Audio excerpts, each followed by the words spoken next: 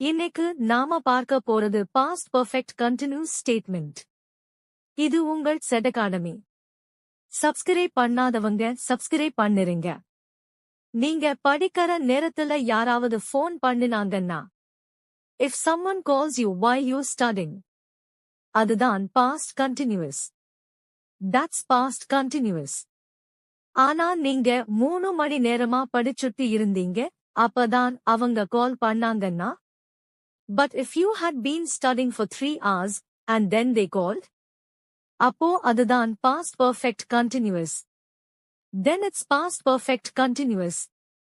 Usage. இது ஒரு action முந்தைய காலத்திலவே ஆரம்பிச்சு, வேறொரு past குள்ள நடந்து முடிஞ்சிருக்கும். It's for actions that had been happening before something else happened. Structure. Structure. Subject had been V1 to ing, object time. Positive examples. நான் 3 மணி நேரமா படிச்சுட்டு இருந்தேன். அப்பதான் அவங்க கால் பண்ணாங்க. I had been studying for 3 hours before they called. அவனோடு பேசிக்கிட்டே இருந்தேன், அதுக்குள்ள ட்ரெயினர் வந்துட்டாங்க. I had been talking to him when the trainer arrived. நாங்க அந்தல நீண்ட நேரமா வெயிட் பண்ணிக்கிட்டே இருந்தோம், அப்பதான் ட்ரெயின் வந்துச்சு.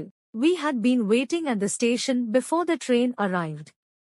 Negative examples. அவங்க இரவு முழுக்க வேலை பண்ணிக்கிட்டே இல்ல, அதான் mistake. They hadn't been working all night, that's why it failed. நீ அவனோட practice பண்ணிக்கிட்டே இல்ல, அதான் lose ஆயிட்ட. You hadn't been practicing with him, that's why you lost. அவள் prepare பண்ணிக்கிட்டே இல்ல, அதுக்காகத்தான் fail ஆயிட்டா.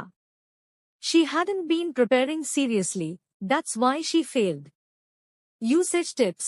Time markers like for, since, before, when make it clear. இது comparison create பண்ணும் tense, ஒரு action already நடக்கிறப்பவே வேறொன்னு நடந்திருக்கும்.